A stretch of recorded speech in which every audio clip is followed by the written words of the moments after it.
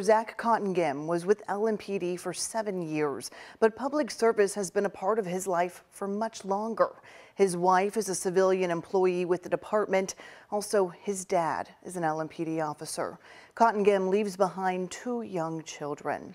Here's what we know about the investigation into his death. Officer Cottongim was outside of his police cruiser on I-64 near Mellwood Avenue Saturday morning investigating an abandoned vehicle. Officers say another driver lost control and hit him on the interstate. He was rushed to U of L hospital and into emergency surgery, but could not be saved. His fellow officers learned of his death late last night outside of the hospital. You go to work and you know there is the potential that you won't come home. And so there's an enormous amount of pain for many people in a multitude of assignments. Tonight, his fellow officers escorted his body from the Jefferson County Coroner's Office on LaGrange Road to the Highlands Funeral Home on Taylorsville Road. And that's where we find Tom Lally live right now. Tom, the public was invited to line that route tonight. What were you seeing from the funeral home?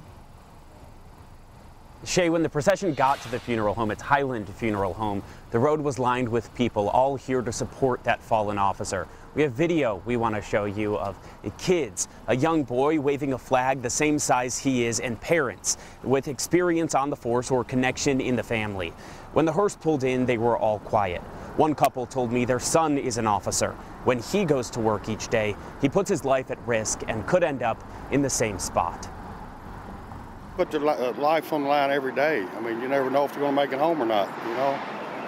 And all you can do is support them and, you know, and appreciate them for what they do. And I cry. It's sad. It's just sad. And nobody should have to go through this. Nobody.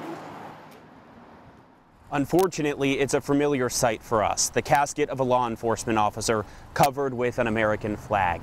Tonight, we're actually just a few miles away from Owen Funeral Home, where a procession brought Deputy Brandon Shirley just back in August. Some people I spoke with here today said that was the first procession they'd ever been a part of. Tonight, for the second time this year, they're adding one to the list. Live in Louisville, Tom Lally, WHAS 11, on your side.